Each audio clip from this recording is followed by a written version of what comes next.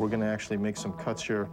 And At Children's, Dr. Urata and his team planned a series of demanding surgeries, including a complex procedure called a monoblock facial bipartition. Their strategy involved quite literally removing Mary Lou's face and the underlying bones. Then, going inside the skull to cut out a section of forehead, moving the eyes closer together. They will attempt to use some of this bone to begin building a new nose, and then carefully reassemble the face and skull with steel plates and cleverly concealed stitches. What we are going to do essentially is to, in very simplistic terms, disconnect the face from the rest of the head or skull, and basically then bring the face together.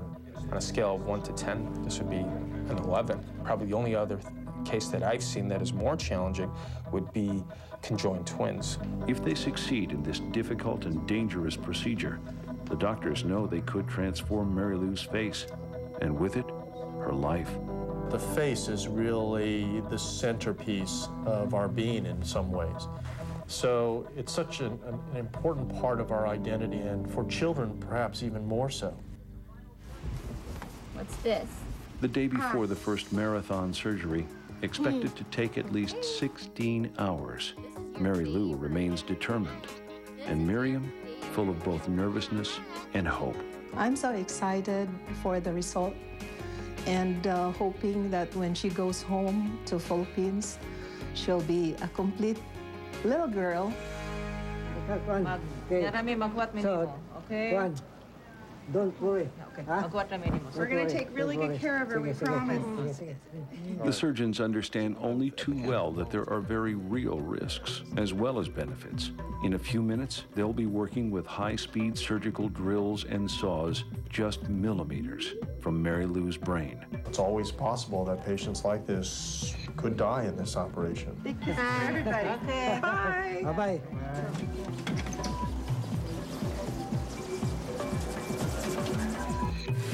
Before the craniofacial team can work inside Mary Lou's skull, neurosurgeon Mark Krieger carefully removes part of the forehead and uses a cocktail of drugs to shrink the brain into a protected position. Now we've got scene number 26. So my job is to make sure that there's no injury to the brain, that there's no effects in the long run on her. More irrigation, please. The brain for 12 years in Mary Lou has been sitting fairly comfortably in this one environment, and we're going to change its environment considerably as we rebuild her face. Good. I think we're good. And once the neurosurgeons are satisfied that every risk has been minimized, Doctors Urata and Hamoudeh begin their work. The challenge of doing this operation, and it's a big operation, is that our access to the face is limited. You know, if you can imagine, we really can't make any incisions in this area, right here, because those would all provide visible scars, and she doesn't need anything more visible on her face. I mean, we're trying to make things better. So we have to go from different places. We have to go inside of the mouth. We have to go from the top of the head and the hair where we can hide a scar. First, they remove the skin, carefully cutting a zigzag pattern along the hairline so the scars will be harder to see. Then, in the surgery's most crucial moment, they reach down inside the head, past the brain, so they can cut and remove the bones of the face. This delicate and potentially deadly maneuver requires a steady hand and even steadier nerves. You can't be nervous in the operating room. Every move you make is critical, but you can be cautious and you can be conscientious and you can be cognizant and meticulous. With the face now separated from the rest of the skull, the surgeons can carve out a section of Mary Lou's forehead to close the unnaturally large gap between her eyes. Right now, what I'm doing is I'm using a cauterizing instrument to actually mark out a line of about another centimeter of bone we're going to take out to try and get her even closer together. The face itself is not unlike a house, if you will.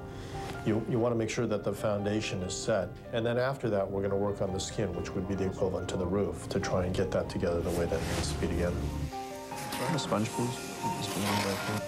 8 hours into the surgery, and Mary Lou's vital signs remain strong. The surgeons stay focused. methodically working their way through a long, complex checklist.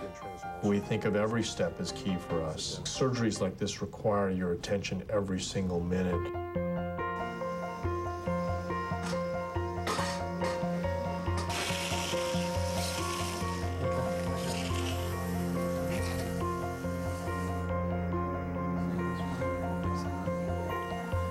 We'll put a stent in your suction. Let's make sure we get someone on the nasal seal there. After 16 tense, challenging hours, their work is done, and the operation has gone as well as anyone could have expected. So everything went pretty smoothly. You know, you always have a plan A and a plan B and a plan C and C prime, and in this case, we stuck with plan A and were able to go with it all the way through. It's the end of a long, emotional day for the extended family that brought Mary Lou to Children's Hospital Los Angeles, and especially for the little girl's surrogate mother, Miriam. Good. How are you guys, Miriam? Everything went well. We moved some of the nose, turned it to create a new nostril. Yeah, she has a nose. She'll have a nose. It's going to need revisions, and you see her, she's going to look very different. So there's no longer this big hole in the middle. The eyes have been brought closer together, so she looks dramatically different than what she looked like preoperatively. How are you feeling, Mary? Well, it's unexplainable, and I don't know. I just keep on praying this morning, even if it's impossible for me to come today. Yeah. I've been sick, but She's sick. yeah, I have to be here just to make sure that she is okay. The nurses rush Mary Lou to the intensive care unit, where she faces weeks of painful recovery, but she never complains.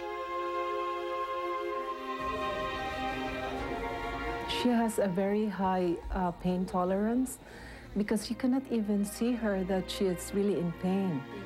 As she slowly heals, frequent visits break up the long days, including a surprise from Filipino-American superstar Lea Salonga, whose hit song from Disney's Mulan soundtrack holds a poignant relevance for the tragic little girl from Danao. Look at me, I will never pass for a perfect bride or a perfect daughter. Can it be? I'm not meant to play. 3 weeks after the surgery, Mary Lou looks in the mirror for the first time. Who is that girl I see staring straight back at me? There's more work for the surgeons, but for the first time, a recognizable face shines through the pain.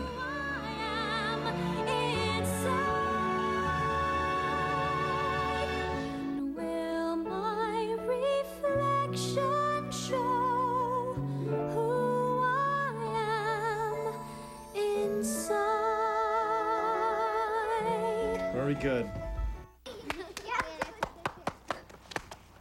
Mary Lou continues her recovery at the Barrigas home.